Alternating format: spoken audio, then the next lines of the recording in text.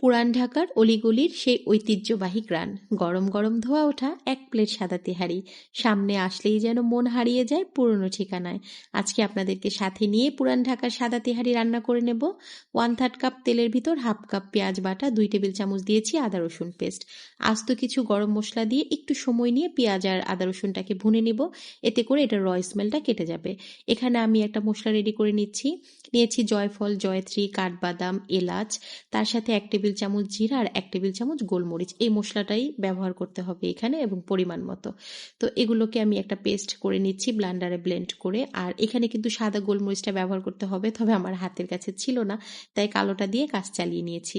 আচ্ছা, পেস্ট করে নেওয়া সম্পূর্ণ মশলাটা দিয়ে দিলাম, সাথে লবণ, 1 টেবিল চামচ ধনিয়ার গুঁড়ো, কাঁচামরিচ আর 1/2 কাপ দিয়েছি টক দই দিয়ে মশলাটাকে খুব ভালো করে একদম ভুনা ভুনা করে নিচ্ছি। রেগুলার যে প্যাকেটের মশলায় তেহারি রান্না করি তার চাইতে কিন্তু এটার টেস্টটা ভিন্ন। আর পুরান ঢাকার তেহারিটা তো আসলে এরকম মশলা দিয়ে সাদা সাদা করে রান্না করা হয়। তো এখানে 500 গ্রামের মতো আমি বিফ দিয়ে দিলাম আর এগুলোকে বিরিয়ানির সাইজে কেটে নিয়েছি। কয়েক মিনিটের মতো আমি কিন্তু মশলার সাথে বিফটাকে খুব ভালো করে রান্না করে তারপর এখানে আমি 1/2 কাপ গরম পানি দিয়ে আধা ঘন্টার মতো রান্না করেছি। এখানে কোনো পানি ব্যবহার করিনি, আমি যে পানিটা দিয়েছি আর মাংস থেকে যে পানিটা বের হয়েছে সেটাতেই কিন্তু আমি এটা কয়েকবার করে নেড়ে নেড়ে রান্না করে নিয়েছি।